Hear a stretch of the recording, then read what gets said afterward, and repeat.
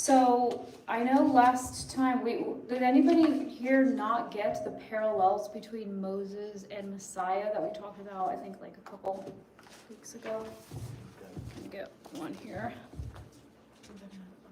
The resource that passing out. We talked about how Moses comes in light of, Messiah comes in light of Moses, and here's some crazy parallels. You need one too? It's basically like the same story. Did you want one? Did Carmen get one? I'll take one, Carmen. I think Carmen has one, but here's an extra. Nice. Thank you. So that chart is from our Chosen People Ministries newsletter, or April newsletter, which I helped put together. So it was, thank you. There's two of them. So yeah, this is a good resource to just, study on your own and actually dig into the texts that you see cross-referenced here. But also, really helps in Jewish ministry. It really helps talking about Jesus to Jewish people, because, Jewish people usually have no categories for thinking that Jesus was Jewish or that the New Testament is Jewish. And and a lot of believers actually don't even see a lot of these parallels, that actually Jesus came in light of Moses. He is the new Moses, and we'll talk about that today too. Matthew surely is definitely trying to show that as well. Okay. Last time we left off here, we went through, you can just watch the recording. You guys get the recordings, the emails? Yes. Okay. Yes. Yeah, so I send out all the recordings. Last time we covered like the author, we covered the date of the Gospel of Matthew, the audience, and we also went into the idea of kingdom, the conception of kingdom that Matthew has in his mind. We also covered the idea of a mustard seed and the growth rate of the kingdom there. And then we left off at the structure of the Gospel of Matthew, the book itself. So most scholars agree that the flow of Matthew's Gospel the structure alternates between narrative and discourse. Narrative and discourse. So narrative being story, and discourse just being teaching, where Matthew pauses on one of Yeshua's teachings and he just records that teaching. So that makes up really most of the entire book of Matthew. The narrative moves, of course, the plot, the actions along, right? The events. It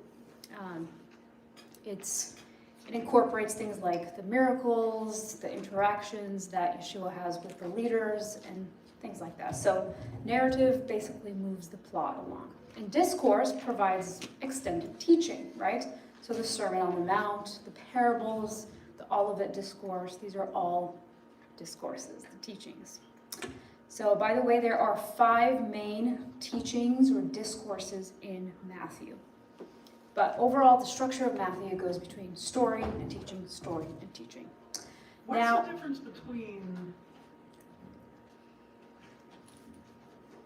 What exactly is a discourse? Discourse teaching. Just like I said, where Matthew takes a break from the story, from the plot, okay. Right?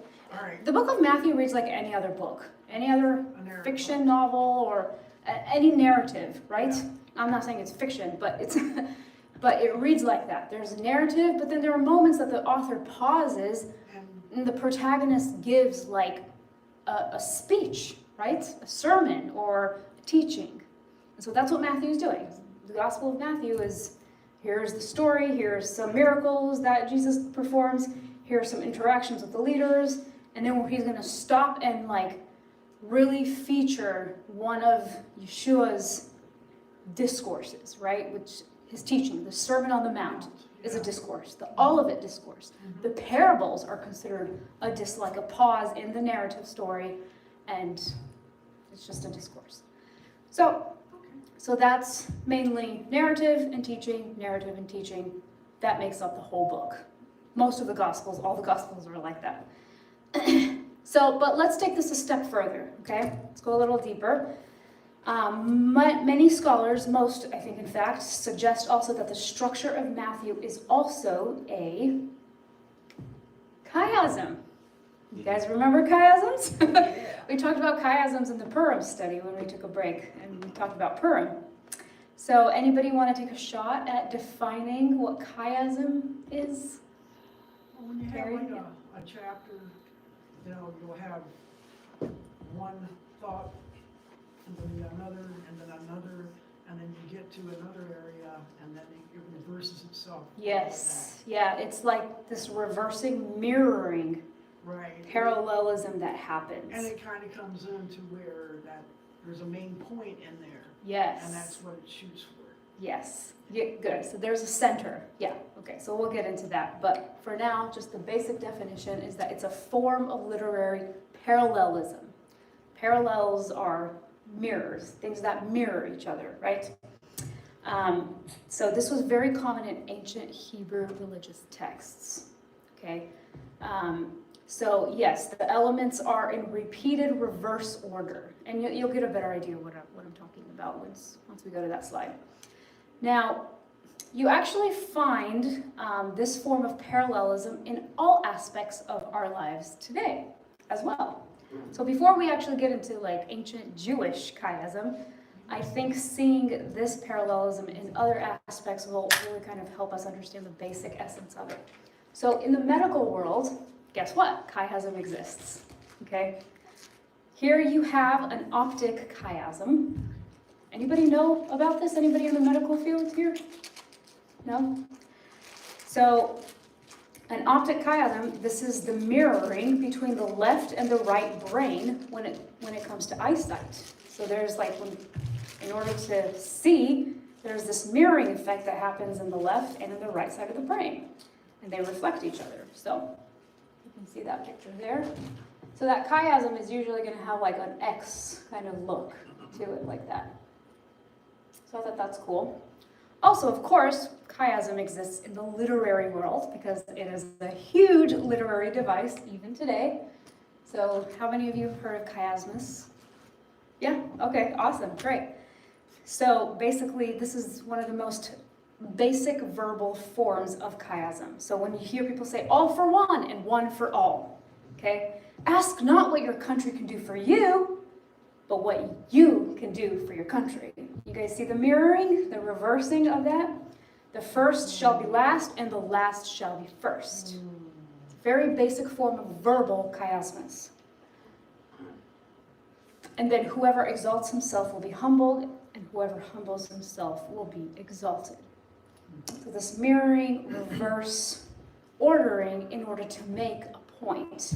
And in fact, I think when you structure your point along these lines, I think it's very powerful. It comes off very profound.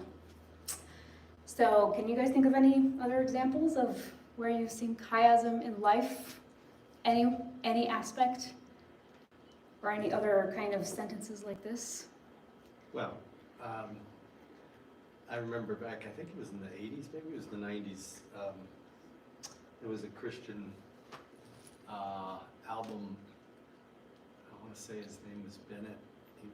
He wrote it was called Matters of the Heart, but within the album he had, one of the songs was called Heart of the Matter. Oh, yeah. And so he played with that Exactly, the whole album. yeah. It was really cool the way, it was basically a musical chiasm, I guess. Yeah. in that way. Yeah, that's good. The heart of the matter and the matter of the heart. Right. That's good. Anything else? In life, just as we grow, the idea we walk on 4 in the morning, 3 in the afternoon, and 2 at night, that.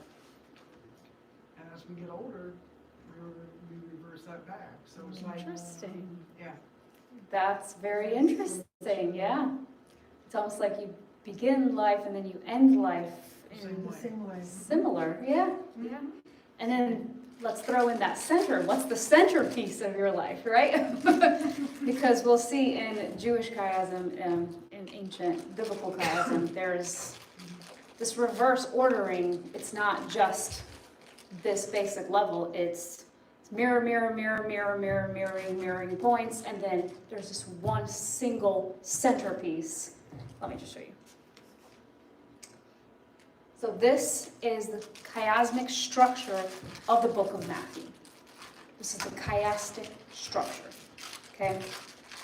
So again, like I said, what's different about biblical chiasm is that you have this mirroring effect in reverse order until you get to the center. The center doesn't have a mirror to it, okay? And this centerpiece is what the entire chiasm is narrowing in on and drawing your attention to. This is a very intentional literary device that the author of the book, even biblical books, are employing. And I'm not just talking about God made this happen, okay? And that the human authors had no idea that this was happening. No, the human, like Matthew, is actually, he's writing, he has an agenda. And this is one of just, that was a very common ancient Jewish literary way of communication and of writing, okay? It's not as popular today, but I mean, it still exists in certain areas. But so anyway, in the Gospel of Matthew, what here is Matthew zoning in on? What is the centerpiece? Can they see it? The nation's rejection of the king. Say again, I didn't. Nation's rejection of the kings. Nope, not quite. The kingdom? Was the very middle. Yeah. It doesn't have another mirror. F. Yeah. What is F? The parable Oh, of the there, you're kingdom. right, above it. The You're kingdom postponed. The postponement of the kingdom is the centerpiece of the book, the entire book of Matthew. Okay? So we'll talk about that more. We'll talk about, okay, what's the significance of that and what might all that mean. It's worth studying the chiastic structure. So other books of the Bible are also written as a chiasm. Actually, like I said, a lot of books of the Bible are written like that because it was very common. So the book of Leviticus, Song of Solomon, Esther, we talk about Esther. Ephesians also is believed to be a chiastic structure. Also the lives of like within a book or within like even a chapter of a book, you'll see that the lives of very important biblical characters are also told in this structure. They're structured according to a chiasm. So Noah's life from Genesis 6 to Genesis 9 is actually a chiasm. And Abraham's life is also a chiasm. It's told as in a chiastic structure from Genesis 11 to Genesis 22. Now, you wouldn't believe what the center of Abraham's chiastic life was. Anybody want to try to take a guess? What do you think was the center of Abraham's life? 22, Genesis 22. You'd think so, right? You would think so. I'm just going to tell you because you guys aren't going to get it. Are you kidding? What is it? It's the birth of Ishmael. Really? Yeah. Oh man, I got Not Isaac? No. Wow. Right? Yeah. That's a huge blow to your biblical categories, isn't it? Yeah, how is that? Yeah, it's the birth of Ishmael. This is Abraham's greatest blunder in life, right? Like, this is the example of really disobedience, of like the greatest blunder that Abraham exemplified in his life. That's the centerpiece. Yeah.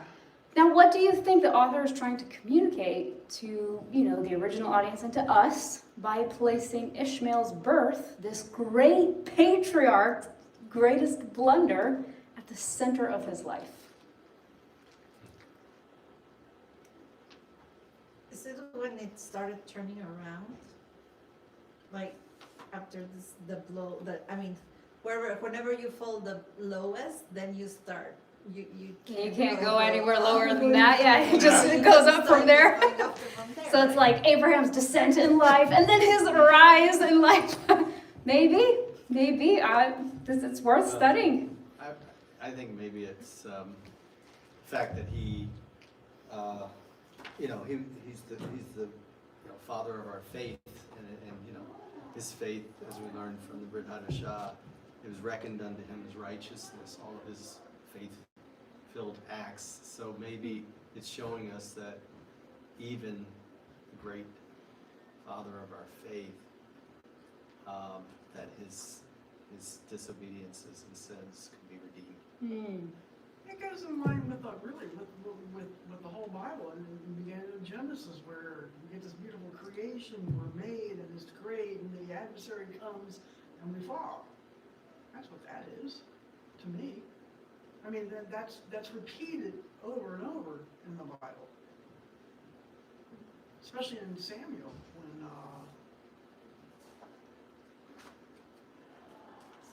when Saul was king. I don't remember exactly where it is, I just have this, where God sends him an adversary, and so the Herodians or something? I'm not sure, but I just remember hearing this, and I was shocked, because he's mirroring what happened, I gotta think on this, sorry. Yeah. No, I mean, that's definitely a pattern you see in the Bible, but it doesn't necessarily always take center stage, I'll say. You know, perhaps Moses is, you know, the writer of the life of Abraham. Perhaps he is trying to tell us that we are never the hero of the story, along the lines of what Andy was saying.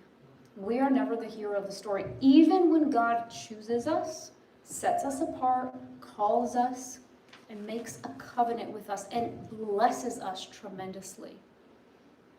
We're not the hero of the story. We're not the center, right?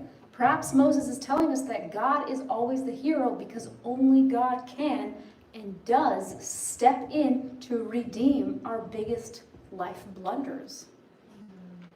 And this is just one example, you know? This lesson begins as early as Abraham. How about that, right?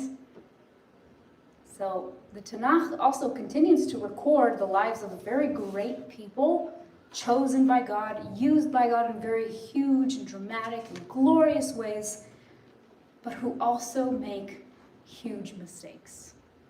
They're used in huge ways, but they make huge mistakes. And then they experience, the text records their experience of God's even greater redemption of their great mistakes. So I'm with Andy on that one.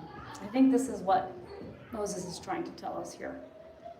And by the way, if I can add something else, I think it was Josh McDowell, somebody said that is one of the evidences of our faith, of our biblical faith being truly from God, that as opposed to other religions and cults and so forth that try to hide the failures and the sins of their people, that the Bible seems to not glory in them, but they certainly don't hide them, and it shows that God is a God of forgiveness and redemption. And that's good. And there are plenty of, you know, I mean, we're going to get into more of that with the genealogy of Yeshua. Talk about like bringing the biggest scandals in Israel's history right permanently, you know, recorded permanently forever for all time. And this is a text that, it's a sacred text, but it's very real. It records, you know, very real blunders and falls and disobediences. And I mean, just think of the three characters that, remember last time we were talking about how Matthew is connecting Yeshua with three main characters. Namely Abraham, David, and Moses. That's what he's doing in the book, okay? And if you just think of these three characters, right? What blunders did they, you know, we already covered Abraham, okay? Birth of Ishmael, like, that was a huge result of his disobedience. Moses, though, what blunders did he make? He was a murderer. He was a murderer, yeah.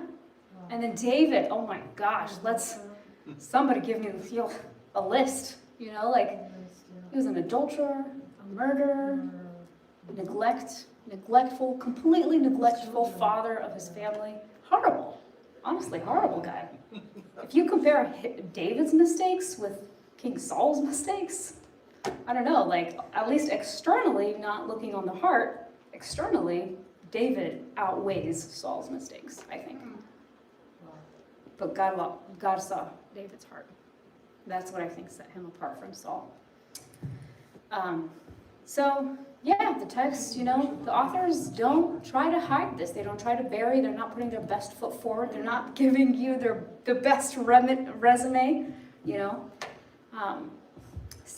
But this kind of structuring, it's really worth studying. It deserves a deeper study, and I think it can communicate a lot to us. And so no one can boast, So that no one may boast. Exactly. That's perfect. And if we're to boast, we need to boast in the Lord. Exactly. But not He's- of our own. He's the doing. hero. Even when he chooses us and sets us apart, it's still all about him. He's the center. That's right.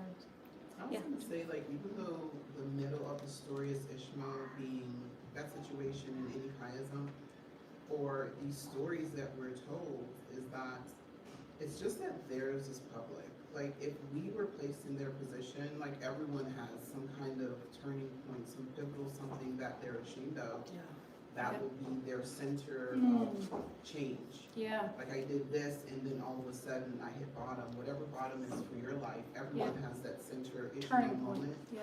But also the impact of Abraham having that situation and the impact on the rest of his family. Like, you see it just, Ishmael is here, and it's almost like, in my mind, it looks like just Abraham and Ishmael. But it's also Isaac is impacted by Ishmael being born, and cousins and uncles, and like, if you have a scandal, it doesn't just impact you, it impacts your entire family, especially during this time where you couldn't just run off and start your life in New York and be hidden. It's like Right. you needed people to survive. Yeah. So whatever scandal you had, you're faced with it every day because everyone remembers. Yeah. Like, you can't outrun your scandal, at this time, because community was essential just to your very survival. So when we're seeing it in story, it's like it's like you're in a small town at all times and everyone knows your business. Yeah. So it's not just, It's okay, true. I did this and people forgot because time went on. No, it's like every day they look at you, they're like, I remember that, so it's like we see, like, I think when we sit and kind of simmer in the story and realize the impact of this, like David doing this with Bathsheba, it's like, okay, that happened, but that continued into his family. Yeah. It So, had like, consequences. Yeah. Exactly. So, like, even though, like we said, okay, he did this with his family, he was a neglectful father, when you said it, what I realized was there was a curse pronounced on his family. It's not that I think he intended to be neglectful. The Lord had already told him, the sword will never leave your family. So, to some extent, he's like, there's nothing I can do to impact whatever was going to happen to my kids. So it's sort of like, Well, you're I standing think there it's a little watching bit it. of both, but I mean, yeah, God. I wouldn't say God ordained David's disobedience and neglect of his family. That No. sin was still on him. Right, so I'm saying, like, when, like, with men, sometimes if someone tells them, like, this is coming, they'll sort of like, okay. They're not gonna, like, rustle up and try to overcome it because, like, well, the leader said it's gonna happen, okay. Because Maybe. that's sort of, that That's kind of reading a thing. little into the text, but maybe. It could So I think that people are sort of reading it like that. I have some history with that kind of story, so that's why I was just like, people don't understand how it impacts all the peripheral people that are there and wondering why the person didn't do this or why they didn't do that. be. Yeah. kind of thing. Yeah. No, we're gonna see more of that, that kind of impact a little bit later as well. But I also wanted to point out that, I don't think chiasm is always, this point is always being made by the author. They're not always centering, this point that we're dwelling on right now, but perhaps it is with the book of Matthew, perhaps it is similar here. I mean, just perhaps the postponement of the kingdom comes on the heels of national Israel's greatest blunder, which was what? Rejection. of Their Messiah. rejection, their inability to recognize the time of their visitation. Okay, and so the kingdom being postponed is the center here, right? But perhaps God's response to postpone the kingdom is in fact a great mercy. Okay, he doesn't reject Israel in return to their rejection, right? He doesn't strip Israel of their promises and blessings and of their kingdom hope. He doesn't do that. He merely postpones it all. Okay? And saying, you won't see me again until, you won't see me again. That's consequence. That's going to affect the rest of your history now. That's a real heavy consequence. But it also comes with mixed in with a mercy. You won't see me again until what? Until you say, Baruch haba b'shem Adonai. Blessed is he who comes in the name of the Lord. And God already, prophesied, like, that day will come. It's going to be postponed. There are going to be some real serious consequences to your, rejection of the Messiah at the time of his visitation. But there's still a great mercy in a kingdom being postponed. Again, right? Like, God could have rejected, but I don't think he could have really, but okay, let's not get into that. But still, the postponement of the kingdom in all its fullness, it's a punishment but a mercy. Both. So I think we do see the chiastic structure of Matthew really pointing to that. And just for your own entertainment, I thought these were also interesting. The book of Revelation is also a chiasm. Okay, the entire book, this is the structure of it. You guys see what the centerpiece here is? What is it? Finally, Satan will be dealt with, right? Finally, he'll be dealt with. And honestly, the book of Revelation is the opposite mirroring what book from the very beginning?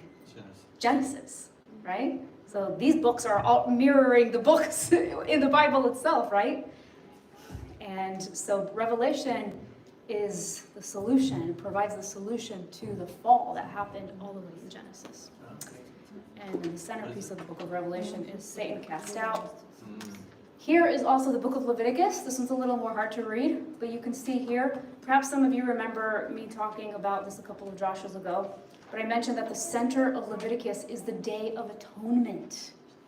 This is the center, because this is where the author is drawing attention to. The Day of Atonement, God's ultimate solution to all our ultimate blunders. Think of that. Atonement covers it all, right? This is God's ultimate solution, which wouldn't find fulfillment until later in Yeshua, but still, this is the ultimate solution to all of Israel's ultimate blunders in her day, and also ours. So this one's a little more difficult to interpret, so I have another one here for you. Where it's a little more simple. That was Bible Project, but here you can see the Day of Atonement clearly being the center of Leviticus, which is chapter 16, but also 7.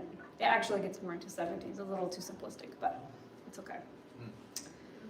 So before moving on, any questions about chiasm?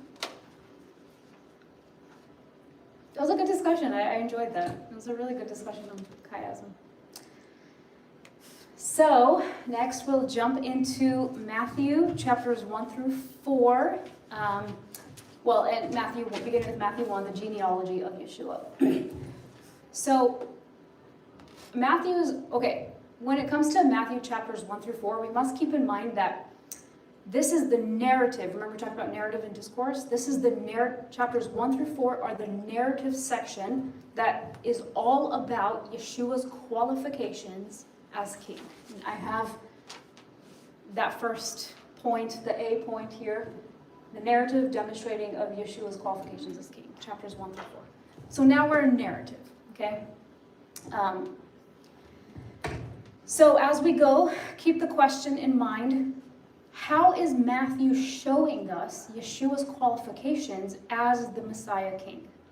Okay, remember we talked about the gospel writers are not always telling us things outright, but they're showing us, okay? They're showing us usually through what? Through lineage. No, just through story, okay? Their gospel writers are not so much into predicting, these prophecies, but they're also into showing and not always telling. And the main way that you show something is by telling a story. So The gospel writers are doing this. And also I want us to have the idea of ripples in mind, because the ripples are the storylines that get recycled and repeated and repeated. And this is what the gospel writers are going to capitalize on. And they're going to assume that the readers already have the bigger story, the bigger context in mind when they fit Yeshua's story into an old story, or when they quote an Old Testament verse and bring it into the New Testament. Okay, so we're going to, I'll make sure to point those out when we go through that. But so the first way Matthew shows that Yeshua's qualifications as king is by laying out his genealogy, okay, especially as a son of David and a son of Abraham. So David and Abraham are key here in this genealogy. Later it'll be Moses, the next chapter will be Moses, but we'll get to that. Okay. So as a reminder from last lesson, by connecting Yeshua with David and Abraham, and therefore connecting him to the covenants, remember, let's keep not just these people, but these covenants that God established with Abraham and David. Matthew is not only telling us that Yeshua is a direct descendant connected to these guys, but he is, on top of that, showing how Yeshua comes in these guys in their picture, in their story, how he himself steps into their stories, and by doing so, he himself becomes another greater Abraham and the son of David, through whom all these ancient covenant promises will be brought forth. Okay, so these are the complexities of the biblical text, of biblical prophecy, and how that works, and we'll get into that more detailed. So specifically, the promise given to Abraham that all the families and the nations of the earth will be blessed through Abraham is fully accomplished in Yeshua, the son of Abraham, who we see sparks that first. He initiates that, bringing the Gentile nations into the commonwealth of Israel, into the family, okay? Re-inheriting them from where they were once disinherited at the Tower of Babel. So this is what Paul, of course, expounds on in greater detail in Ephesians 2, for anyone who's interested. And he talks about how now in Messiah Yeshua, you who were once far away, who are they? That's the Gentiles, right? The nations. You who were once far away, especially when you have this, like, it reminds you of the idea of scattering that took place at the Tower of Babel. It's a scattering of the nations, right? And now, in this day, with Yeshua, it's coming back. So you have this scattering and this bringing back into oneness, into unity, right?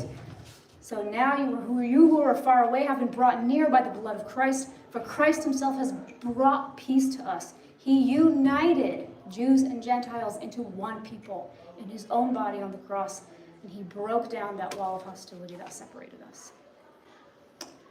So, in fact, Matthew will himself record for us a glimpse of this promise coming true in chapter 8. We'll see in Matthew chapter 8, when he actually records Yeshua's words to the Roman captain, the Roman centurion, who came asking for healing for his servant. And Yeshua says to him that, oh, I'll come and I'll heal him.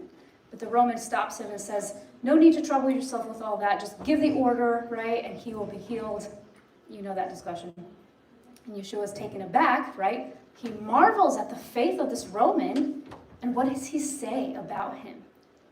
Very prophetic indeed, and it fits exactly with the covenant promise given to Abraham and that Yeshua is now making good on. He says to him, truly I tell you, I have not found anyone in Israel with such great faith. I say to you that many will come from the east and the west, that scattering, and will take their places at the feast with Abraham, Isaac, and Jacob in the kingdom of heaven. So Yeshua himself sees himself as the son of Abraham, making good on the promises given to Abraham and regathering the Gentile nations. And then you have promises given to David, right? Like the promise in 2 Samuel 7 of an everlasting kingdom. You guys remember that discussion? And also in Ezekiel 37 of a shepherd king who will know how to rule his people and care for his people as a shepherd king. So all these promises, right, to all these stories, number one, they prepare the way for Yeshua, and two, they get absorbed into Yeshua when he comes. He is the continuation of the story of Israel, of the Son of God, right? The Son of David, Son of Abraham. So he brings all these promises to fruition and to completion. And in fact, the rest of the genealogy that Matthew provides is another poetic emphasis. In fact, it's a poetic emphasis on Yeshua being the son of David. Okay, so David, really, in this genealogy, David gets front and center. Okay, and specifically Matthew's genealogy. Matthew emphasizes David, while Luke's genealogy, because Luke also has a genealogy, Luke actually zooms out on the bigger picture, even bigger, right? The bigger picture of Yeshua being the son of Adam, even way bigger than Abraham and David. Okay, he is the son of Adam, and in fact, that makes him the redeemer for all humankind, not just Israel. That's what Luke is doing. Luke takes a bigger approach, a bigger picture approach, but Matthew, again, he's speaking to the Jewish people. So he's making David, right, these Jewish icons of the faith, right, front and center. So, like I said, the rest of this genealogy is actually very poetic. In fact, it is more poetic than it is factual.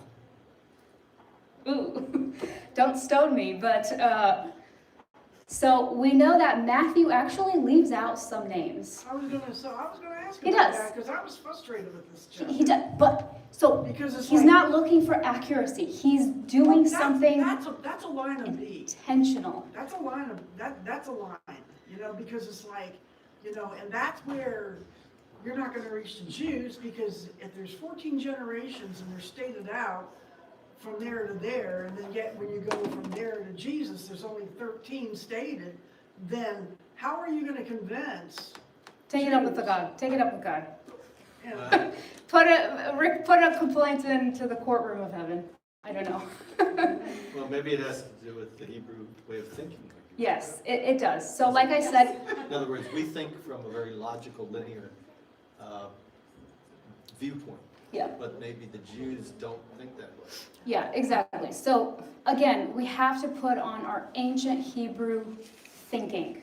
We have to think like an ancient Israelite Hebrew Torah learned person, okay?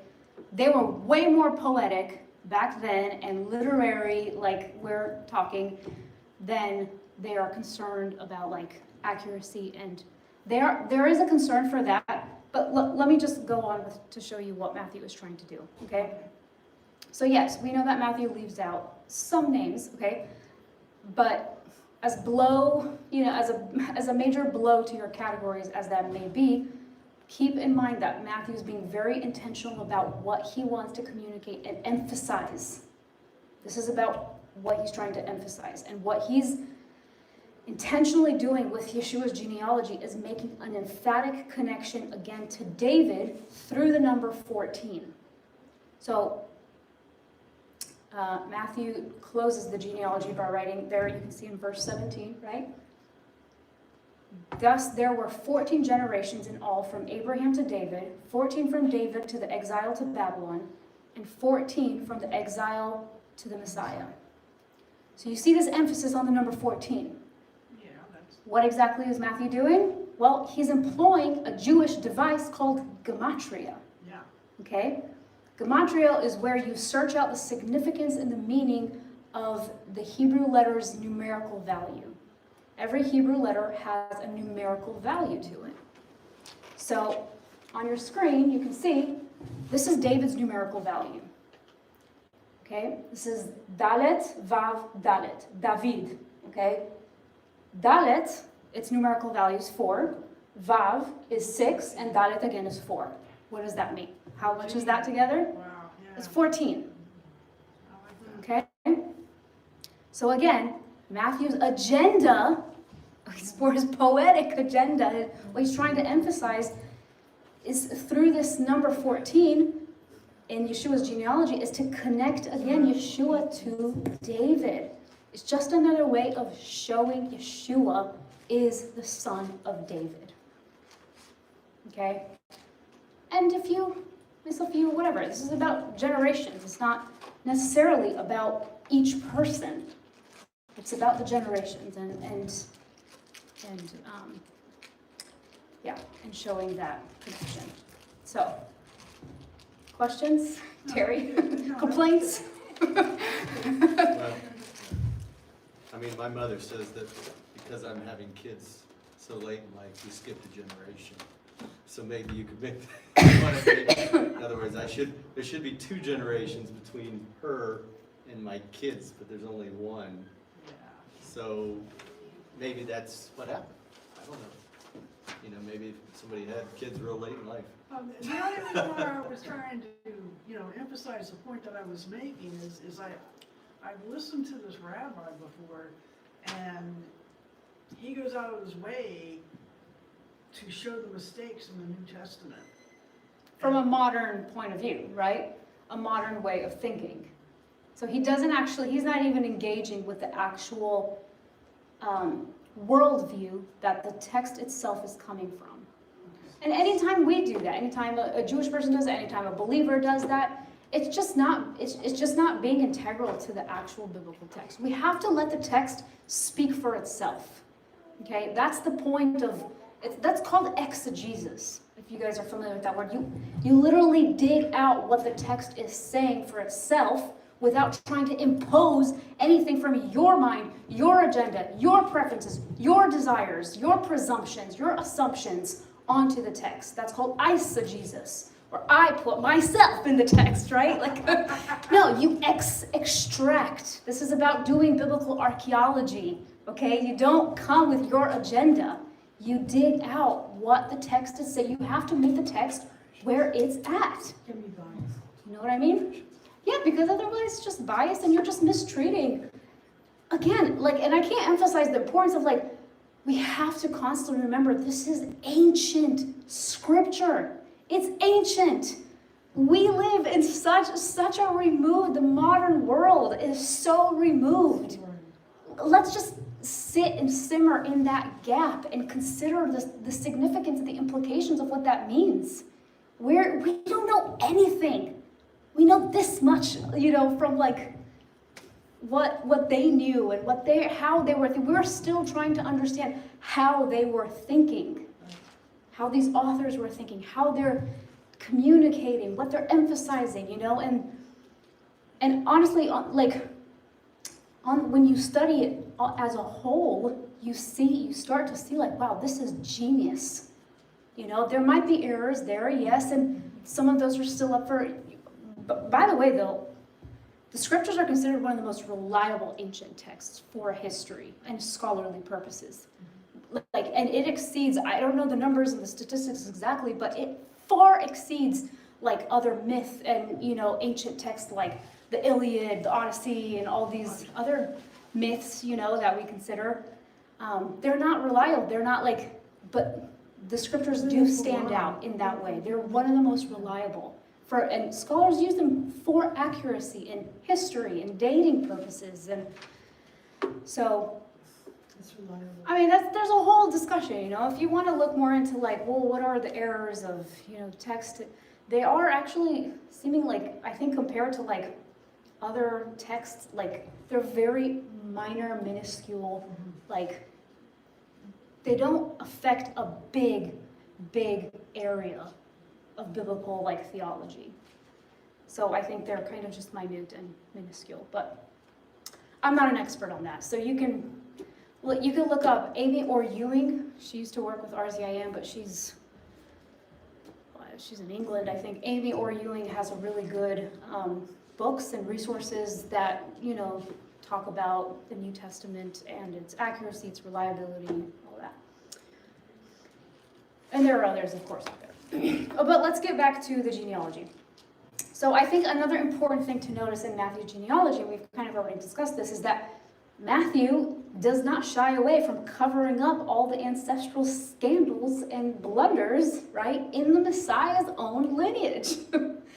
including the great and mighty David. Because again, David gets set front and center here, but let's remember who David was. He had some great blunders in life as well. So, in fact, in a time period, this was right in the 1st century, this time period is where you showcased the best. You put your best foot forward, right, in both the Roman world and the Jewish world.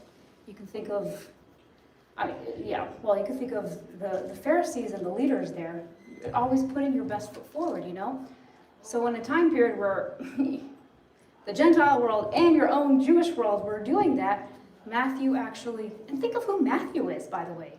Who is this guy? We talked about him. He's a tax collector, right? Like, talk about author, like, credibility. Matthew does not have a great resume himself, but God chose him to record this, to handle the Messiah's own records, right?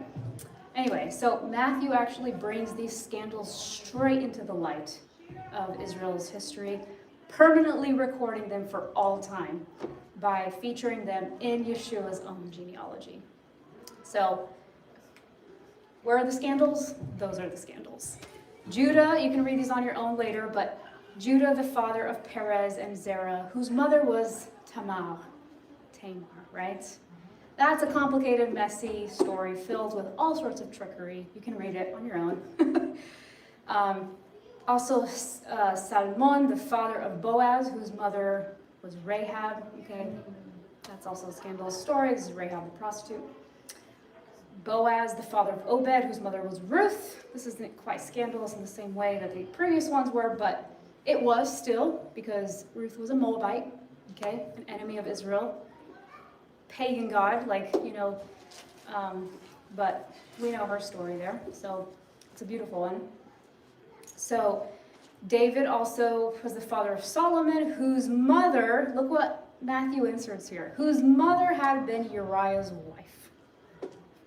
Basically saying, David, who was an adulterer, and a murderer, because he literally schemed and plotted Uriah's death. Okay, so talk about drama there, especially with the person you want to connect the Messiah to. Again, David gets front and center in this genealogy, and that connection that Matthew's making with the Messiah is to David, but as it should be, right? Because there are prophecies with that. So anyway, I also underlined King Ahaz and Manasseh because they were just awful, awful, awful kings. Awful, okay, in Israel's history. But Matthew does not leave them out, okay? It was Ahaz's actions that directly contributed to the downfall of the kingdom of Judah, which the Lord brought about in 586 BC with the Babylonian captivity. Okay, Isaiah 7 through 10, you can read it there. It speaks of the results and the consequences of King Ahaz's wicked, wicked ways. Also, 2 Kings 16 and 1 Chronicles 28 both record that this king, King Ahaz, he did not earn a place in the tombs of the kings of Israel. He was forbidden to lie with the fathers there. Manasseh, you guys remember reading about him? He rebuilt the high places that his father Hezekiah had completely destroyed. So he undid all the good that the previous king did, right? And he also erected the altars to Baal, and he made an Asherah pole as King Ahab,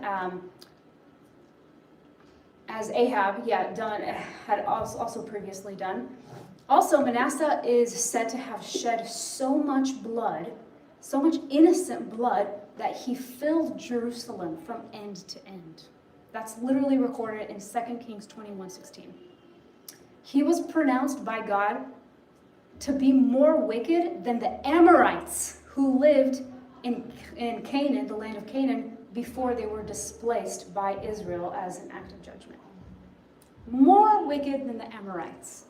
And they had a pretty high scale of wickedness. So also according to ancient Jewish tradition, this is tradition, it was Manasseh who murdered the prophet Isaiah.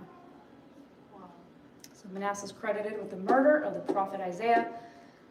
Now also the text does record, the biblical text records that Manasseh is it records him as having repented and having actually brought about some religious reform. But still, in light of all the things that he destroyed, his story is still very tragic because although he repented for his sin, he was unable to undo the damage that he had done to the nation or to his own son who followed after him. And his son Ammon also did evil in the eyes of the Lord as his father Manasseh had done. So, just goes to show you that, like, yes, repentance is good and it's awesome, but it doesn't always undo the consequences of so much destruction, so much damage, you know? And that also, as you may know in your lives, as I know in my life, that the healing is much longer than the destroying, right? The wounds can take a second. The trauma can come in minutes. And then you have a lifetime of healing to deal with, right? So it's the same for them. It's the exact same for them. Can I add one more thing about, so I just counted those. You got 13 generations in the first grouping, 14 in the second. Huh? In the top one? Yeah.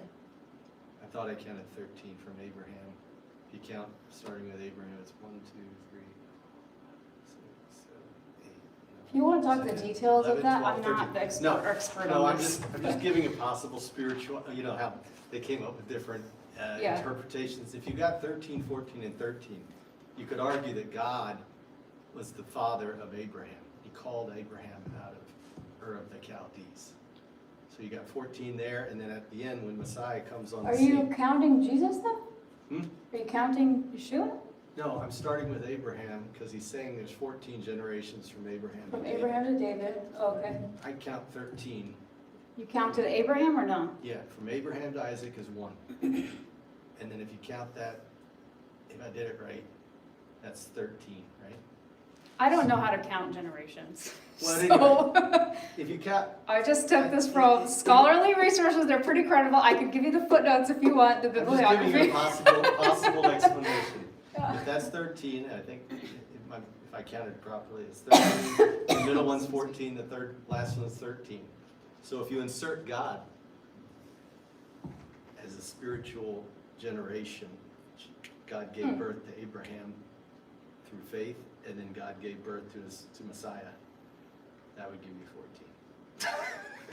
So it begins with God and it ends with God, is what you're There saying. you go. I love it. Great. We don't know what Matthew the author was thinking, but it's possible. Well, yeah.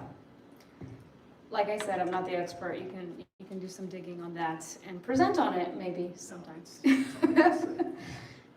So after the genealogy, Matthew now goes into demonstrating Yeshua's qualifications as king. Remember, like that's always what we're trying to do in this narrative section.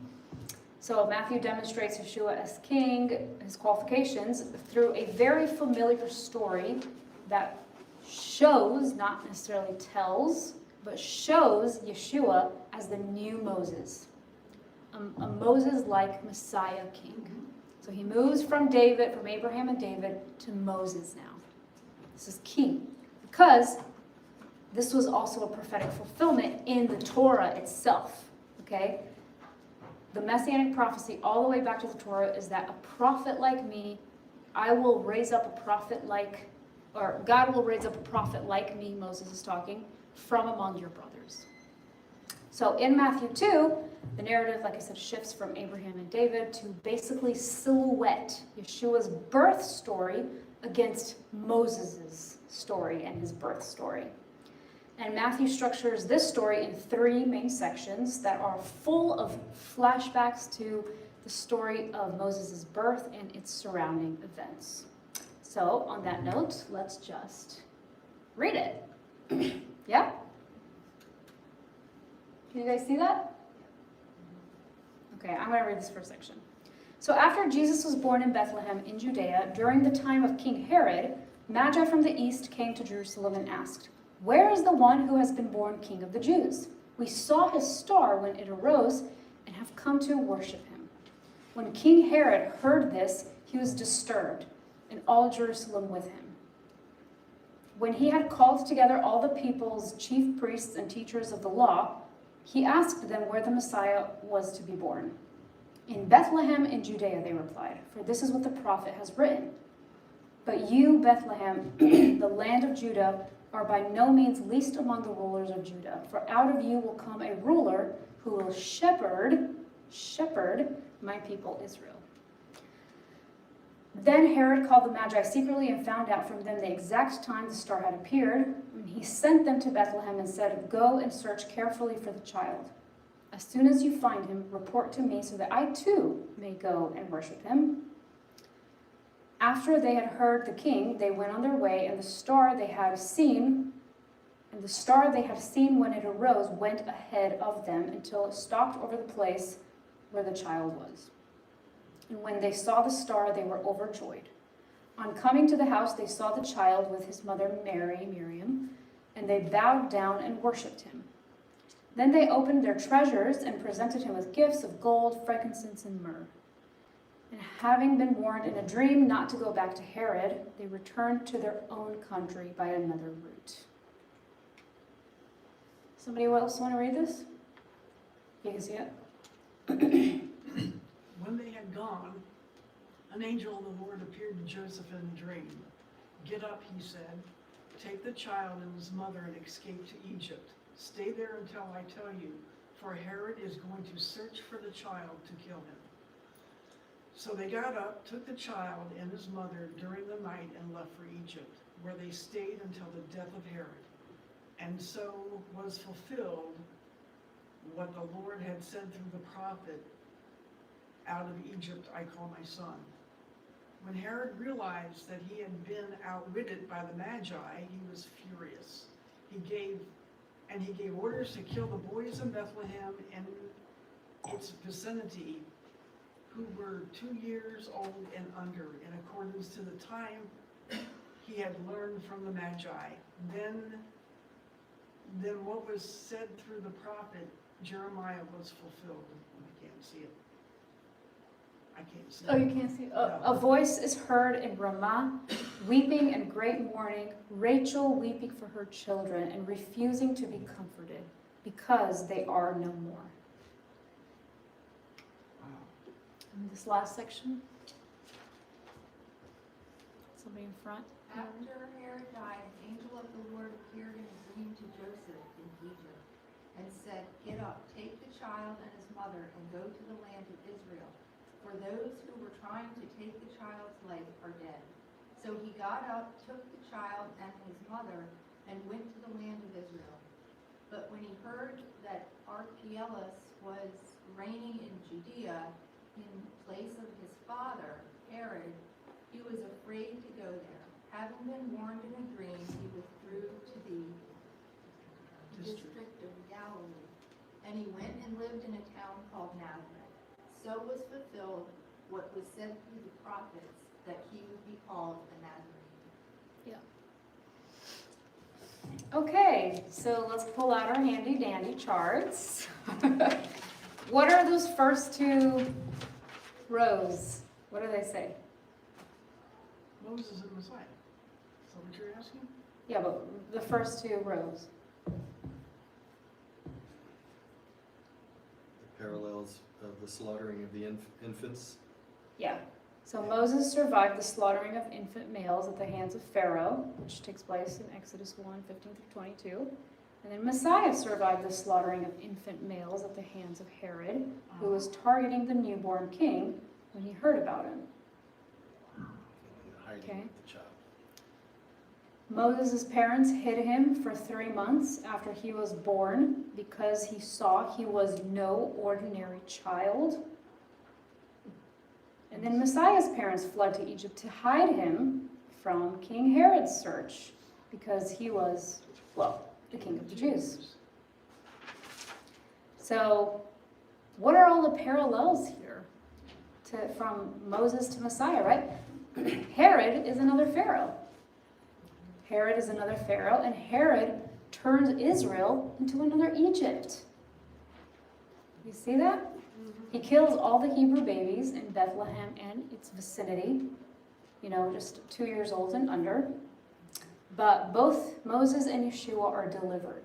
They're spared, and the delivered baby grows up to be a deliverer for all Israel. So, like Moses, like Messiah, like Moses, right? A Moses like Messiah. Oops. Now, notice that on 2 occasions, Matthew, well, technically 3, but we're not going to get into Bethlehem, the reference to the prophets in Bethlehem. But on the other 2 occasions, Matthew directly points to a direct fulfillment of Scripture.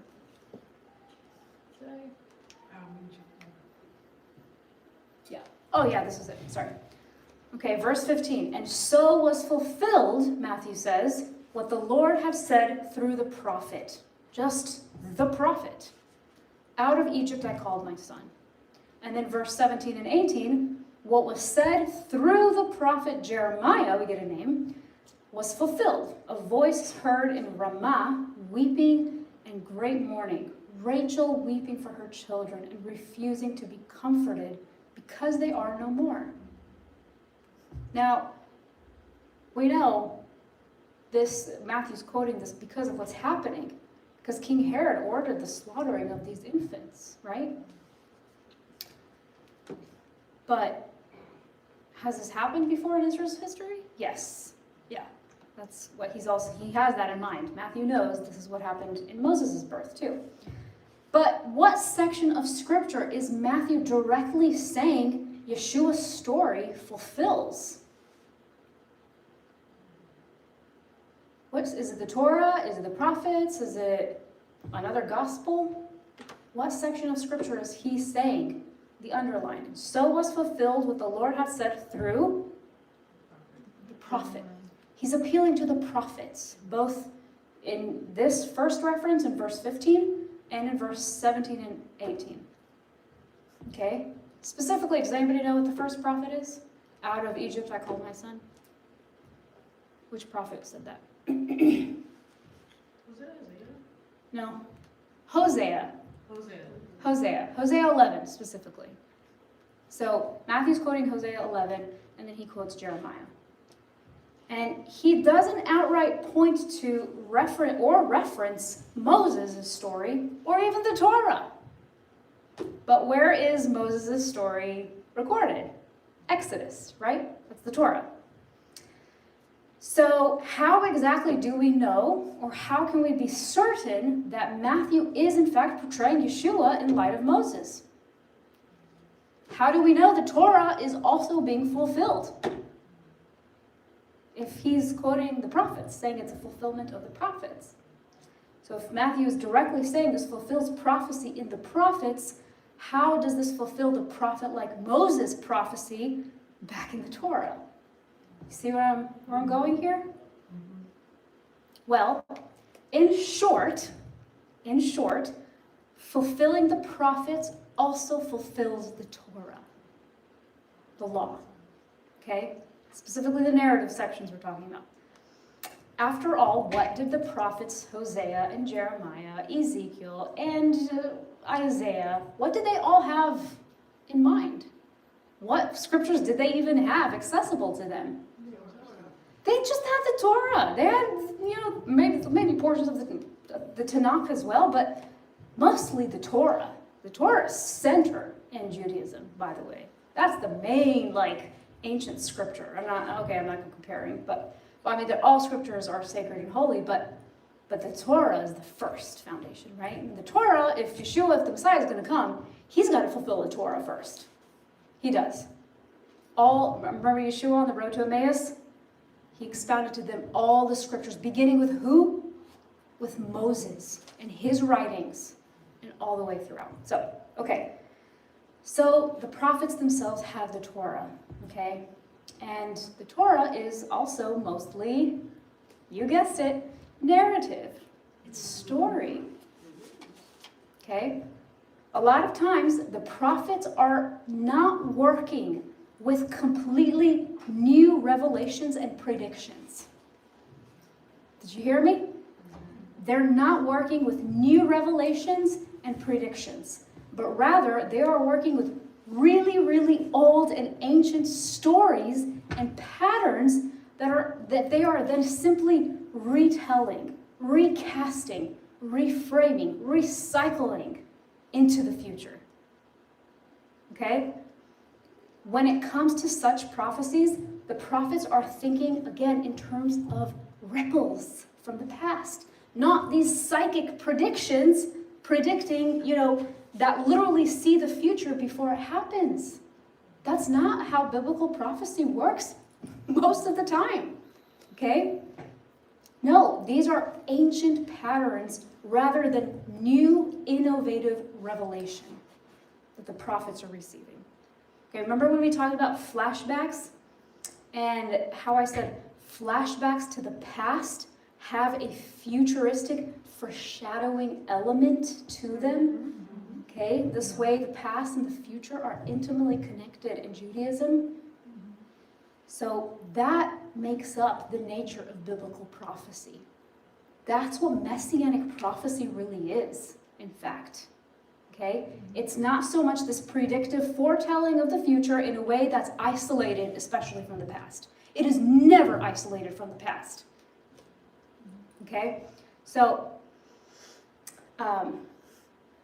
well, if this doesn't make sense, hopefully Tim Mackey can do a better job explaining it. I forgot to pull up the video, but I do want us to hear from, we have time to. Want us to hear from Tim Mackey, who's from the Bible Project, okay? Because he does a really good job explaining this. He's the PhD in the house. So you can also find his YouTube. This is on YouTube. He's got a series on Matthew. I'm taking this specific clip that I'm going to play now from episode 2. There's also a Bible app. Yeah, but he's not on that. These are his lectures. These are his deeper stuff. The Bible app is good, but not everything is on there. By the way, he uses a really big word called Nostradamus. I just want to let you know ahead of time, that simply means somebody who predicts the future in this kind of psychic predictive way that I've been saying, like somebody just that predicts the future. So that's what that means.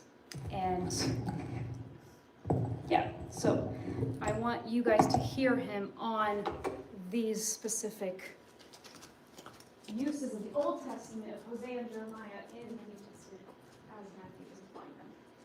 So hopefully this will work.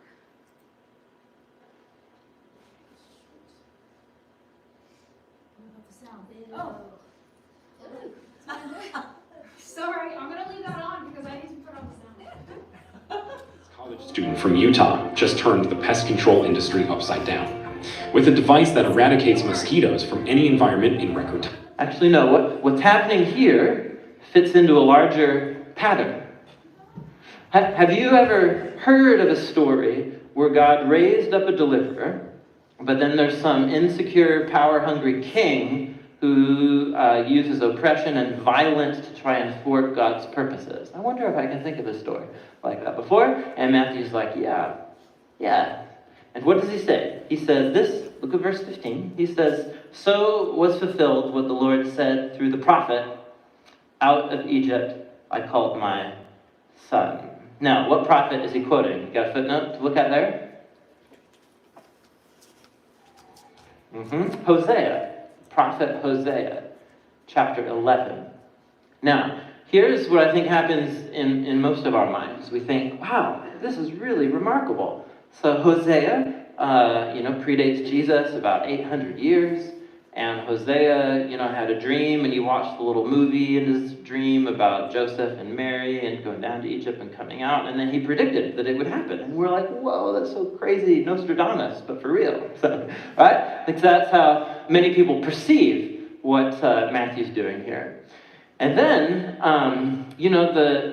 the five of you who care about these kinds of things, you go like, oh, Hosea, oh, that's in my Bible, so I'll just go up and go read the book of Hosea, and see Matthew, wow, that's really cool. So you go look it up, and what you read is this, Hosea chapter 11, this is the context here.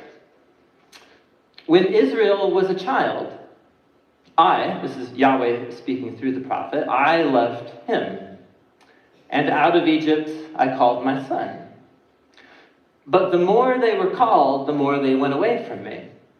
They sacrificed to the Baals, and they burned incense to images. It was I, Yahweh says, who taught Ephraim to walk, taking them by the arms, but they did not realize it was I who healed them. Now, just stop right there. So where did the little movie screen of Joseph and Mary going down to Egypt, did you see it play out anywhere right here? Now, yeah, not only did you not see a little Nostradamus-style prediction thing playing out right here, what you see actually here is a recollection of the past.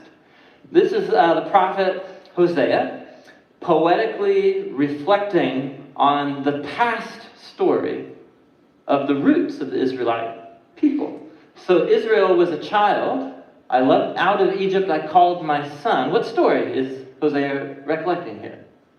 He's reflecting the Exodus story. So, and actually in the Exodus story, in Exodus chapter 4, Yahweh calls Israel my firstborn son. He says to Pharaoh, let my son go. Let my people go, or let my son go. It's interchanged in the Exodus story. And so Hosea picks up this metaphor that Israel is like Yahweh's child, Yahweh's son. And so he brought people out of slavery from Egypt into the promised land and gave them this really good land. And what does Israel do? They go and worship other gods and so on. And Yahweh's like, what? You know, I taught you to walk. I mean, I made you into a nation and you do this to me, you know. And they never looked to me. They didn't realize. It's a very powerful poem, Hosea chapter 11. So what on earth is Matthew doing? What's he doing right here? Welcome to the wonderful, strange world of how Jesus and the apostles read and quote from the Jewish scriptures. And if your only idea in your head is Nostradamus-style prediction, then this is just going to be madly frustrating to you. Because that's actually not what the New Testament authors are doing most of the time. They quote from the Old Testament scriptures.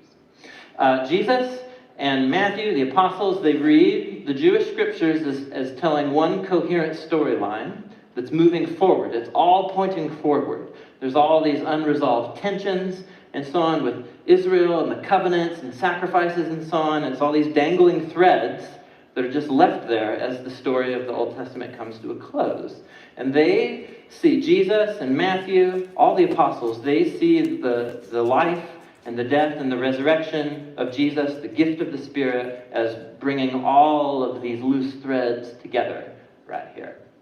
And so, he will use a passage like Hosea chapter 11, but he wants you to think of anytime, this is going to be frustrating or exciting to some of you, right? Anytime you ever see an Old Testament passage quoted in the New Testament, they're never just using or alluding to the words that they've quoted. They just assume you know the whole Bible inside out, and they just assume you know the 24 other passages that are all connected to the one that they just quoted. And you're just supposed to know all of that to make sense of it. And so, sorry, I don't know what to tell you, but I'll try to help recreate the trail for you, at least right here. So what's he doing right here? Matthew wants us to see something. Is he wants us to see that, is this the first time that some selfish, powerful human has tried to thwart God's purposes to save and redeem his world and his people? No. And so he wants us to see that in these events of the life of Jesus, that the train has not come off the tracks, but actually we're replaying a whole pattern that's already taken place once in history. And so Jesus, as Israel's Messiah, as the capital S Son of God, is replaying in his life the same story that Israel went through. So here's a cool chart, and some of you are bored right now, but I don't care, because this is cool. So think through, why has Matthew chosen these specific stories here? And part of it is because he's weaving a pattern into the early chapters of Matthew that recollect the story of the Exodus. So for example, it begins with this journey to Egypt. And then you have this oppressive king killing children. Now, where in the Bible do you have an oppressive king killing children? Well, that's how the Exodus story begins, doesn't it? Right? With the Pharaoh is threatened by the people of Israel, and so he orders the male Israelites, after they're born, the children, to be thrown into the Nile River.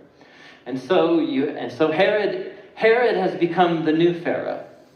If Jesus represents the new Israel and the Son of God fulfilling all of the purposes that God has been working towards all along, then Herod becomes this new Pharaoh. And so you have God's Son called out of Egypt, and then Matthew's clever. This is great. So in the story of the Exodus, of course, after they're called out of Egypt, they go to Mount Sinai, and they're 40 years in the wilderness.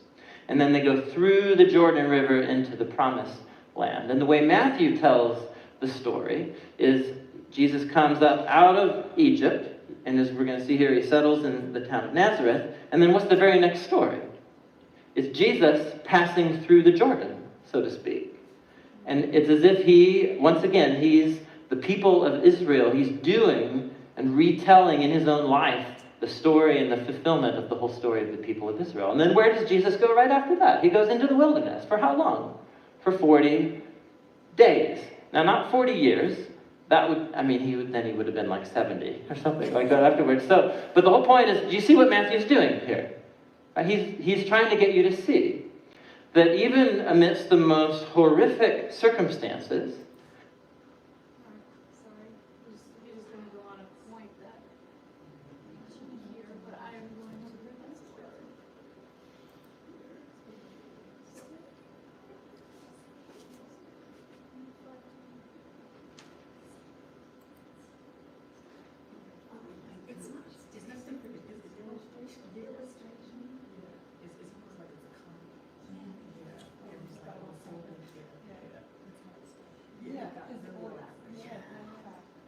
through the prophet Jeremiah was fulfilled. We'll read the quote in a second. And then he quotes from Jeremiah here. Now, if you view what Matthew's doing as Nostradamus-style prediction, the little movie in his head, that Jeremiah saw the slaughter of these Bethlehem boys, on a little movie screen in his head, and it was predicted and preordained or whatever, then you've got a huge mess on your hands, I think, at least. Right? Because then you have so you're saying God preordained that this thing would happen, and so on. But once again, if you go read, for the 5 of you who care, and you go read this passage in context in Jeremiah, you realize, whoa, there's something way more profound going on here. So, allow me, Jeremiah chapter 31. How you guys doing? Okay, Jeremiah 31. So right now he's expounding on what Matthew, remember we talked about Hosea 11, and now he's talking about how Matthew's bringing in Jeremiah, which was the verse, "A voice is heard in Ramah, weeping and great mourning, Rachel weeping for her children." So now he's talking about that. So, where do we start with Jeremiah? Let's keep that up there, but let's just say, Jeremiah. He predates Jesus by about 600 years. And the key events in the most traumatic and tragic event in Israel's story happened in Jeremiah's lifetime, which was the big bad empire of Babylon came and surrounded the city of Jerusalem, besieged it for about a year, finally broke through the walls of the city, killed all kinds of people, burned the city, burned the temple to the ground, and assembled all the survivors of Jerusalem a little ways south of the city in the place called Ramah, and chained them all up and took them in a huge prisoner caravan 2,000 miles over to Babylon into exile. Jeremiah watched this take place. And much of the book of Jeremiah is Jeremiah seeing this coming and then grieving and mourning this whole tragic experience. And that's what this poem is about. Drinking warm water before bed restores healthy blood sugar levels and eliminates type 2 in wheat. This is what the Lord said. A voice is heard in Ramah, which was the place where all of the survivors were enchained, and the caravan begins in the exile to Babylon. Mourning and great weeping. Rachel weeping for her children, refusing to be comforted because they are no more. This is what the Lord now says. Restrain your voice from weeping and your eyes from tears, for your hard service will be rewarded, declares the Lord. Your children will return from the land of the enemy. And so there's hope for your descendants, declares the Lord. Your children will return to their own land.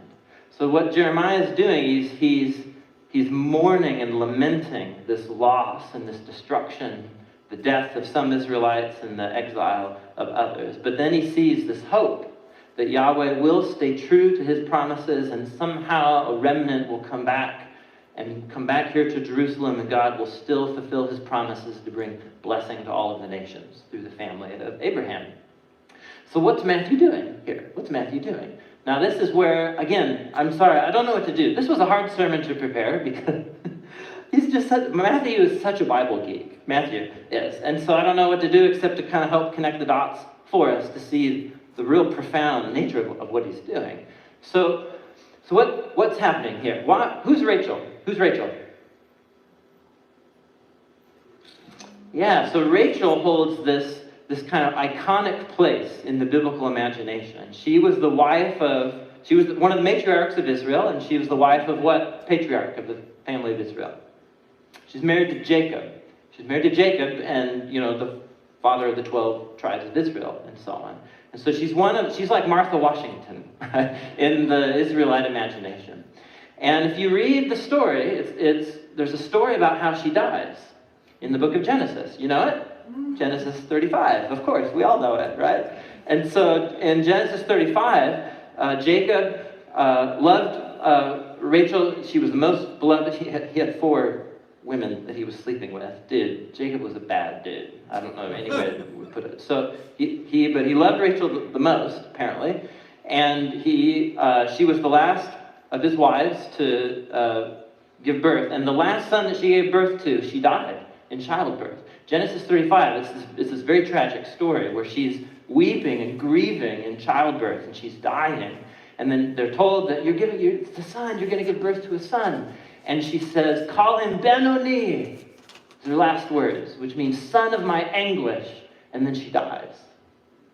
And Jacob is so rocked by this event that he can't bear to have his son be named something that would remind him of his wife's death. And so he changes his name to Benjamin, son of my right hand, or Benjamin, as we call him. And where did Rachel die, weeping in childbirth? Where did that take place?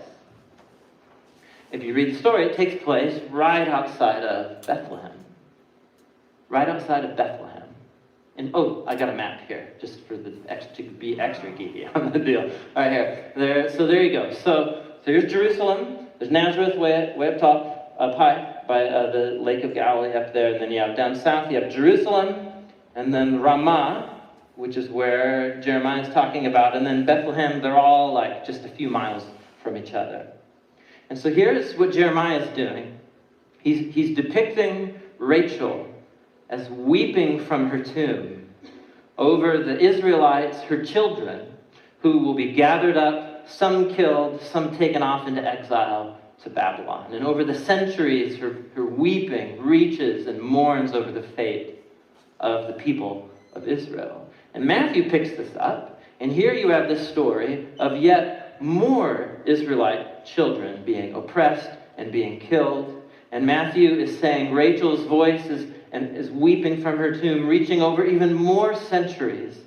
Because here it's the same theme. You have another Pharaoh, another king of Babylon, another Herod, thwarting God's plans, selfishly trying to preserve whatever power they have left and using violence to do so. And so Rachel, it would be as if like a poet talking about George and Martha Washington weeping from their tombs over the deaths of 9/11 at the Pentagon a few miles north in New York and so on. That's what Jeremiah is doing here. And Matthew says their voice weeps still over the tragedies in our day. Which means this. Again, this is all, Bible geek and so on. But think, what's Matthew saying here? Where is God in the midst of this tragedy? What's God doing? He's speaking through his prophets that he grieves and he mourns the tragedy of the human condition. He's not absent. He's weeping. He's grieving. It's very similar to what Paul the Apostle says in Romans chapter 8, when he considers the corruption and the mortality and the tragedy of the human condition. He says, where is God? He says, God is, through his Spirit, right there in the heart of our world, groaning, as in the pains of childbirth. This is the groaning, weeping God. That's the biblical depiction of God's emotions over the state of our world. It's very powerful. It may seem like he's absent, and these stories would invite you to consider that God is actually grieving alongside of us. Which leaves us.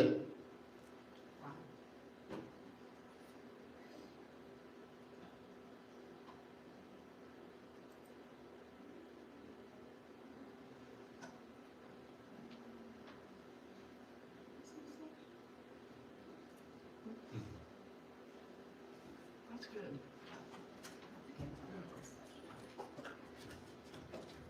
Okay. Let's just see. Oh, okay. Okay, so before we say anything else, I would also just like to add to where he left off and say that these stories are not just inviting us to consider God's grieving alongside us. I mean, that's very true. I mean, there's no other greater image of God's grief than like the image of the Messiah on the cross.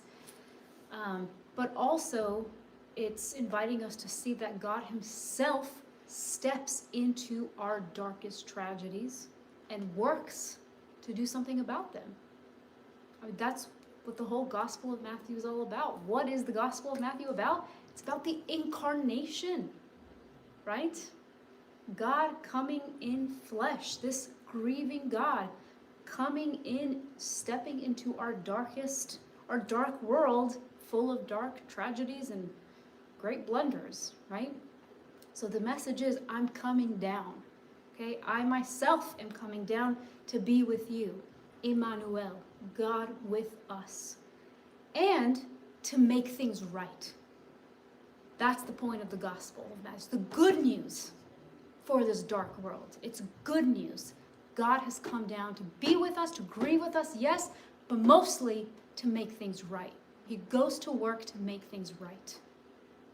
Okay, so he not only grieves with us in our darkest moments, he's definitely there. I've experienced his presence in probably the darkest place of my life in this most mysterious way. So he is there grieving and like in the pains of childbirth, and God has them, those emotions, and the prophets describe God in those intense emotions like that. And I think it's beautiful, but also he doesn't just grieve. He steps in to work to make things right again. Okay? He does something about all the evil, all the darkness, all the death.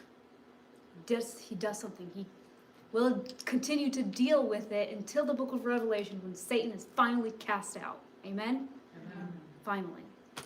So, just a side note there. Now let's go back to the videos and what he said, and what did you guys learn? What did we learn? I learned that I want to watch this guy. Yeah, he's good. That was pretty powerful. He's good. Because He's very good. I never looked that way. Yeah. He's got a lot of really good, he has a really good message on Jonah and how Jonah, the book of Jonah, is actually not about the problem of evil and suffering. And it doesn't provide answers for that because it's not supposed to. It was never meant to do that. So go look up his YouTube. That's on YouTube too. I only really find his stuff on YouTube where he like goes in depth and lectures and sermons and messages like this.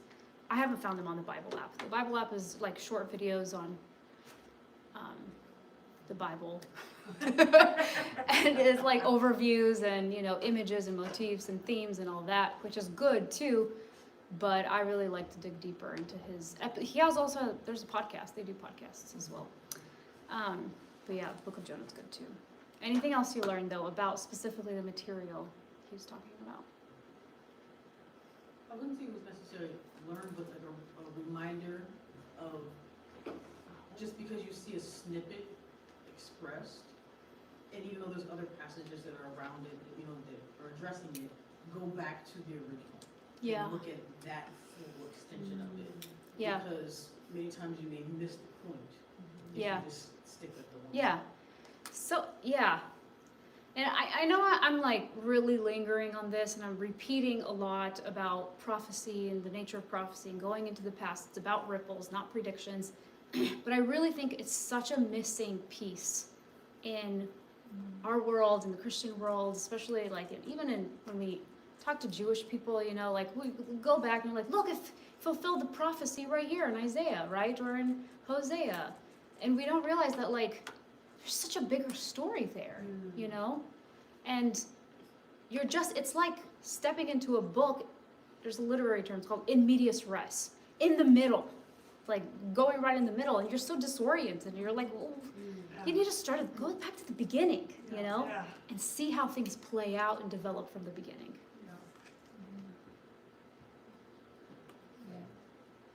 So that almost nothing is isolated. So Nothing's isolated, exactly. everything has its place and a purpose, and you can see it all the way. Yeah, yeah.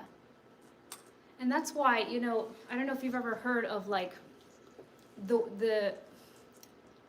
way the modern worldview and our thinking is described is usually linear. It's this line. You see this is the image for modern thinking. It's a line. But when you see what is the image for the Hebraic thinking, the Hebraic worldview? It's a circle. Right? It's circular thinking. Right? So the beginning looks like the end, right? There's a middle, there's connections everywhere. Everything's connected in a circle. Everything has a role. It's not disconnected, like, so. And it has patterns. Yeah. Like the patterns show up in the. So many. Too many. It just reinforces just that. It's just amazing. Yeah. Yeah. Anything else that you heard that you're like, wow, that was good? Never thought of that. I liked what you said about, when you brought up, the 14 and David's name and everything. That was very helpful for me, and so I want to say thank you for that. Yeah. That's another part of the Hebraic mindset. Right, because, yeah, you're right, I'm very linear. So, Yeah. Yeah, it's hard. It's hard to approach the text as modern linear thinkers, especially Western thinkers. yeah. There are other countries that don't think like Western and linear like that, you know, and I think they have an easier time connecting to the Jewish scriptures for that reason. Well, here, I know we're coming in on the close of our time, but here are some things that I learned. I learned that Hosea 11 is thinking of the Exodus of Egypt, right? We saw that even Hosea is pulling from a story in the past. And of course, they're pulling on the image of, the Exodus out of Egypt is the greatest picture of redemption in all of Israel's history. And it gets referenced and repeated all throughout the rest of Scripture because it is the capital T picture of redemption, okay? And the authors are playing on it and all that. So, and also Hosea is playing on the word son. Did you pick up on that? He's playing on the word son. First of all, he knows that it applies foremost to Israel, like in Exodus 4, like Tim Mackey said, but also knowing that it applied to Moses also, the first redeemer, and now he's developing it, you know, to apply to Yeshua. Well, Matthew takes it from, Hosea is applying it in his day to Israel, but Matthew takes it and applies it to Yeshua, who is the new and greater redeemer like Moses, but also the ultimate son of Israel, the ultimate son who comes in the picture of Israel's sonship and story. We also learned that when a biblical author, especially from the New Testament, like Matthew, is quoting another author from the Old Testament, they are assuming you already know the bigger story and context. Did you hear him say that? I'm sorry, they're just assuming that because they're not really talking to us. The authors are not talking to us. They're talking to people who knew the story and had it in mind and picked up on these flashbacks and references and poetry easily. We also learned that the story of Jesus, of Yeshua, is not separated and never isolated from Israel's story. That is so, so key. He said the train has not come off the tracks when it comes to the New Testament and Jesus and the Gospels, right? Yeah. The train has not come off the track because, yeah, so this is just a key point to share again with Jewish people in your life, I think, because it is they who think that the New Testament is a completely separate book from anything Jewish. They even think it's anti-Semitic, okay? And it's just a manual on how to hate the Jewish people. They really believe these things. No, they really believe that, okay? That's sad. And for those who do know, for those Jewish people who do know that the New Testament did come out of Judaism and have some understanding of that, they still think that the New Testament is intentionally severed itself and cut itself off from the Jewish heritage to start this new thing that is not Jewish. Okay? So, they also think that it's completely new revelation that came out of nowhere, and they don't think that it's ripples actually finding fulfillment. Jewish ripples finding fulfillment. Yeah. You know what's interesting is, I hope I can get this out of my mouth, as it is in my head, but it's almost like a double deception. You're talking about the Jewish people and thinking the New Testament is completely severed, but also with certain Christian believers, they see the New Testament apart from the Old. Yeah, And they so it's like- have it in their mind like that too. Yeah. So it's like, Yeah. yeah. So we got a lot of work to do, Yeah. basically, don't we? Gosh, we gotta like teach the Jewish community, we gotta teach the Christian community, like, there's a lot of work to do. Yeah, there's some Christians that think they would just sever the Old Testament from it. Yeah. Yeah, and unfortunately, that is a theology that's also preached and promoted, Right. Yes. and not like, we need to be telling them that is injustice to the text. Yeah. You are misappropriating Yeah. the biblical text. Yeah. And you're missing so much. Like, you can't even, Yeah, and you're doing damage. yeah. Like those kings of Israel in Yeah. many ways. Yeah. It's just Yeah. consequences. Yeah. And unfortunately, Jewish Christian history is full of that. So many consequences, so much damage has happened. And it's hard to heal. It's harder and longer to heal and build those bridges again.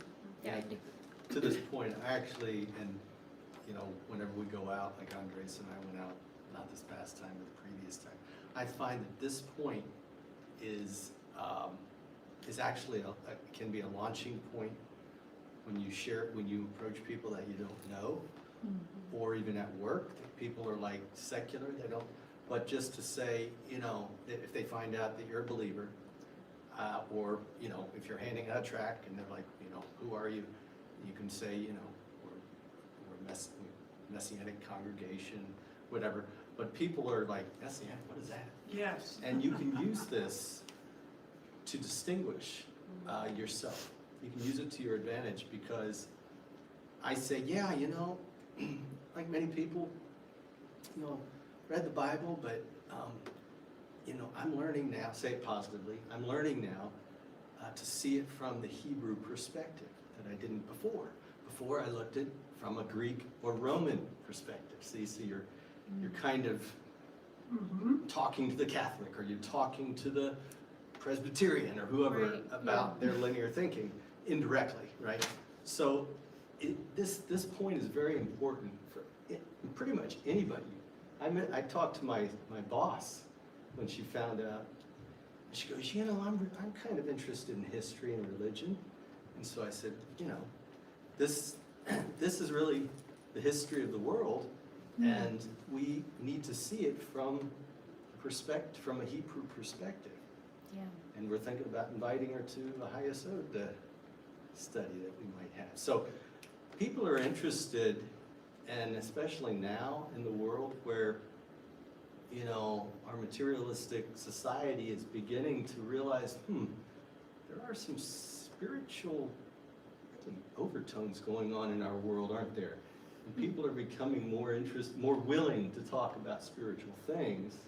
And a lot of people have interest in history or this kind of stuff. They watch the Yeah. History Channel and stuff. So we can use this, leverage the fact that we're messianic to our advantage with Yeah, Jews, absolutely. with Christians, and with, frankly, the average person, the Yeah. secular person too. Yeah, well, and even calling ourselves messianic has like an assumption there. Like, what is the assumption? That there's a fulfillment that has been achieved. That fulfillment literally is the connection between the Old Testament and the New Testament. It's the continuation of the story. Let me finish the story for you. Do you know the full story? Do you know the end of the book? Don't stop in the middle. What are you doing? Like, read the rest of the book, So it's already embedded even in our language, and that's important to even embed it in our language. Yeah. So, yeah, I think this is just the way the world of biblical literature works. Like, oh my gosh, it's wonderful, it's poetic, it's incredibly frustrating at the same time for especially modern brains to latch on to this ancient Hebrew text, and just works out another part of your brain. I feel like it's more like when you see these connections, it's like doing mental math in the world of poetry. Like it's great, because how can the past be so connected to the future? But when you make these connections, it's really just, wow, there really is like genius behind this. This mind is genius, right? Not just the human authors, but like it really testifies to, because here you have all these authors, Right. but you have this genius connecting all of them, and it's a testament to divine inspiration. It really is. So, welcome to the world of biblical literature and messianic prophecy. This is how messianic prophecy is. Story. We need to reclaim story as the foundation of all prophecy. Not predictions in the future, isolated from the past. It's ripples finding fulfillment, stories being repeated, recycled, and connecting the past with the future. So next time we will tackle John the Baptist, if he doesn't tackle us first. He's an intense guy. So yeah, we'll go into Matthew 3. So I did want to say, I'm going to plan to have class next week as well. Because as I look down the future, the summer is, I'm going to need to put a break on this study, and I'm not exactly sure how to continue, but I want to get as much material in as possible. I might just send some resources or make videos or something. I don't know exactly how I'm going to, where we're going to bring a pause to it. But for next week, please do put it on your calendars. I'm going to confirm with an email this week that it's on, but just as a heads up, I will make plans for next study to be next week, not every other week. So on that note, Thank you. Shabbat Shalom. Go in peace. Hope you get rest.